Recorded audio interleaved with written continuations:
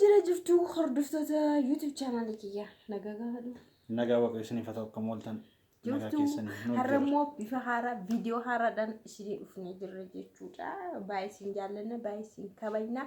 Egaa har'a kan nuti odeessuudhaaf yookaas yaada isin biraan gahuudhaaf dhufne haala itti gaa'ila dhaabbannee waggaa tokkoo fi ji'a lama akkas taaneerra jechuudha. Kanaaf erga gaa'ila dhaabbannee anaaf jiran jechuudha. Wantoota baay'een nu dabalamanii jiru jechuudha. Wanta nuti hin qabne baay'ee isaa horannee jirra jechuudha. Sagalee Waaqayyoo illee yeroo dubbatu gaa'illi eebbadha jedha. Kanaaf eebba gaa'ila keessa jiru nyaadhaayyuu jedha. Kanaaf nun amma eebba gaa'ila keessa jiru nyaachuu eegalleerra jechuudha. Jiraanillee isinitti odeessa. Nagaa Waaqayyo bakka jirtanitti isiniif haa ta'u. Eebba gaa'ila keessa jiru nyaachuu eegalleerra kan jennu yaaduma lafa kaanii otoo hin taane waan qabatamaa tangible waan ta'e wanta cabbatan wanta argina jechuudha. Waan qabatamaa jechuudha. Harkaan gahanne kan ittiin jiran jireenya keenya illee akkas mana bareedduu kana keessa illee kan jiraannu itti gammanne illee isinillee hiriyoonni keenya yeroo baay'ee jireenyi keessan gaariidha jaalalli waliif qabdan kabajni isin baay'ee bareedduu maatii jallati kan jettani qofaa keenya humna keenya waan goone miti akkuma macaafa qulqulluutti barreeffamee jiru gaa'ila keessa eebbatu jira. Gaa'ila keessa eebbatu jira jedhee barreeffamee jira. In eebbifamta dhalaan eebba qabeenyaan jireenyaan waaqayyoon nama eebbisa faayinaansii adda addaatiin karaa adda addaatiin nama eebbisa.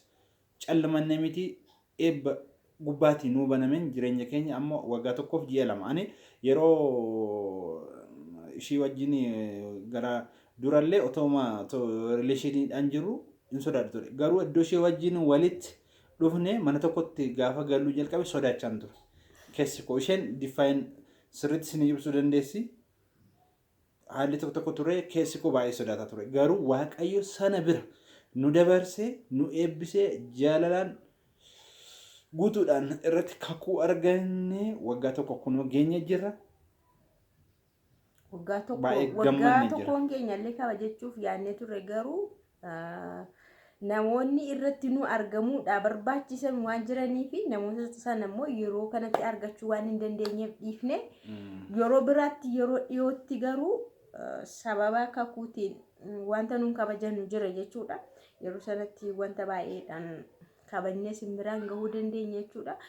Namni tokko gaa'ila yeroo dhaabbatu jireenyi isaa gadi hin ta'u baay'ee nu lamaan yeroo walitti dhufne waggaa darbee jechuudha. Faasigaa darbee wanta nun qabnuu fi amma waan nun dabalanne wanta danuudha jechuudha.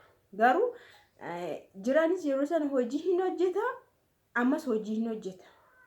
Gaa'illi yeroo dhaabbatan jireenyi dabalaa deema. Wanti namaa dabalamu eebba waan jedhamee fi gaa'ila dhaabbachuun eebbifamuudha waan jedhamee fi otoo namni yaadiin otoo namni hin qindeessin jechuudha. Ofuma isaatii gaa'iluma sana eebbichuma jedhame sanatu foon uffatee ofiidhuma isaatii wanta namni hin karoorsine dabalaa deema jechuudha.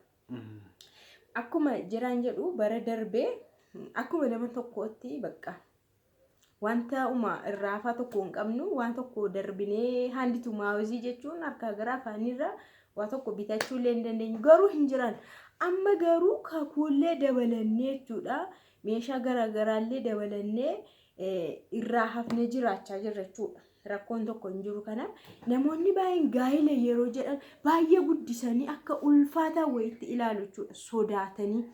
Gaa'ila dhaabuurra yeroo baay'ee feesbuukii irratti wanti barreeffamu baay'een jira jechuudha. Bara kana gaa'ila dhaabuurra maal gochuutu salphata. Bara kana niitii fuudhuurra maal gochuutu salphata. Namoonni baay'een jiru jedhu jechuudha. Kanaafuu gaa'illi akka waan baasii baay'ee qabutti jireenyi isaa nama dhiphisutti jireenyi isaa namatti ulfaatutti yaadanii dhiironni baay'een illee bara isaanii qofummaadhaan fixu jechuudha. Dubartoonni baay'eenis qofummaa murteeffatu jechuudha. Barri kun jireenyi isaa ol ka'aadha jedhanii jechuudha. Nu garuu qofaa jiraachuurra gaa'ilaan jiraachuutu gaarii ta'ee nu argamee jira jechuudha. Ammallee jiraanis waggaa meeqa qofaasaa jiraateera. Garuu akka inni qofaasaa jiraatu sana miti amma isaa wayya sirriitti harka meeqa? Amma taragagga'een jiraadha. Xanqaq jedhanii gara manaatti galuun hin jiru amma. Harka ofii sassaabbatanii qaxxalanii haadha warra ofii mucaa ofii mana ofii yaada gara manaatti hin galla hin gammanna. Garuu gammachuun kun humna keenyaan kan ta'e miti. Tokkicha ilma Waaqayyoo Kiristoos Iyesuus nu gargaare ani durumaa kaasee akka yeroon gaa'ila godhadhu jalqabu ji'a tokko ji'a lama duratti Waaqayyoo waan waadanaa seenee qabu ture. Dhugaa dubbachuuf jechuudha. Ani haala waan tokko keessan ture suusii adda addaa keessa waan hin turee fi garuu Waaqayyo sana hundarra bilisa na godhee bakka eebba haaraa natti bane. Ani humna kootiin wanti godhaman jiru ishinillee humna isheetti waan godhe እንደውም yeroo duraa walitti tanacaannaa turre gaaf jenna turre እንደውም jechuudha achi hin bilchaanne ammas jireenya mi'aawaa ta'e. Jireenyi koo yeroo jalqabanii dhiironni fakkeenyaaf hamma gaa'ila dhaabanii dubartii tokko manatti galfatanitti amalli isaan irra keessaan agarsiisan kan biraatti. Amalli isaan alatti agarsiisan amala sasalphaa ishee fuula duratti mul'attu qofan. Garuu gaafa gaa'ila sana keessa seentee wajjin jiraachuu jalqabdu amala dhokataa sana argita waan ta'eef yeroodha baay'ee sitti ulfaachuu danda'a. Hamma wal bartee wal fudhattutti baay'ee ulfaachuu danda'a jalqaba irratti jechuudha. Kanaaf namoota garaagaraa jedhamuun jira, waliin taanu jedhamuun jira, dogoggoraa walitti dhufne jedhamu waan baay'een jedhamuu danda'a. Maaliif amalicha sana hin barre kaasa keessa sana. Garuu Waaqayyoo galanni guddaanaa ta'u rakkinuma iddoo walitti dhufnee garuu rakkina iyyuu hin argine. Maaliif isheen dhuftee otoo torbee tokko hin ta'in Waaqayyo hojii guddaa natti baay'inatti dhugaa dubbachuuf jechuudha. Hojiin kan biraa garuu baay'ee carraa baneeraaf. Hojiin hojjedhee hin beekne jechuun humna kootiin hojjedha tekinikaal iskildiin ture ani garuu hojii akkasii hojii ani akkas hojii ittiin ganzaba argadhu illee argadhee hin beeku ture. Isheen dhuftee otoo torbee hin gahin carraan qabaa hojii cimaan argadhe hojii bakka hojii nu jijjiire hojii jireenya keenya sirriitti nu jijjiire mana keenyallee akka bareechannu waan tokkollee waan nu godhe. Amma yoo hojii yeroo isiniin jedhu yoo haala salphaan isinii ibsee jechuudha yeroo kaanii ogummaa maasaatiin qacaramee hojjeta. Qacaramee hojjeta jechuudha akkuma hojjetaa tokkotti qacaramee hojjeta. Erga ani dhufee torbee tokko booda garuu hin qacaramne inni ofii masaatiin fuudhee hojjechuu jalqabe jechuudha. Waaqayyo hojii guddaa natti banee ani hojii birrii 7,800 qacarameen ture duraan hin jiraadhu. Waaqayyo takkumatti fuudhee hojii guddaa natti banee sanumaan hin dadhaabbanne mana keenyas hin dhaabne jireenya keessa hin dhaabne Waaqayyoos galata hin galchine Waaqayyo ammayyuu galanni dachaan dabalee Waaqa keenya isa nu uume Yesuus Kiristoosiif haa ta'u. Nuyi Waaqa keenyaafis amanamaa taane maatii keenyaafis ijoollee keenyaaf dhala keenyaaf illee akkasuma sin saayiboota keenya jaallattoota keenyaaf illee amanamaa taane Waaqayyoon hin galateeffanna boorsiif taanes jechuudha. Waaqayyoon wajjin ta'ee nu dhaabeera jireenya keenyas dhaabee duchumatti waan jechuu barbaadu ijoolleen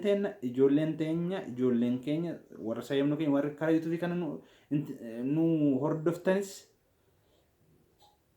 jireenya keessan gara gaa'ilaatti fidadha. Waaqayyo eebba dachaa sin eebbisa waan tokko sodaa tokko malee onnee guutuudhaan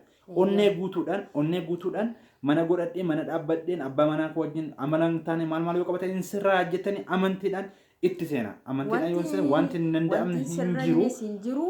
Irratti kadhadhaa Waaqayyo simuun sin gargaara. Hin jiru sodaatiina gaa'illi eebbadha waan ta'eef nama kamiifuu duwwaa irratti yoo wal fuudhee yoo namni lamaan tokko gaa'illi eebba qaba waan jedhamuuf eebba sanaan ga'ee guddataa deemaa jechuudha. Ergaa nu hin qabne. Kana fakkaata kan guyyaarra. Nagaa Waaqayyo isiniif haa ta'u.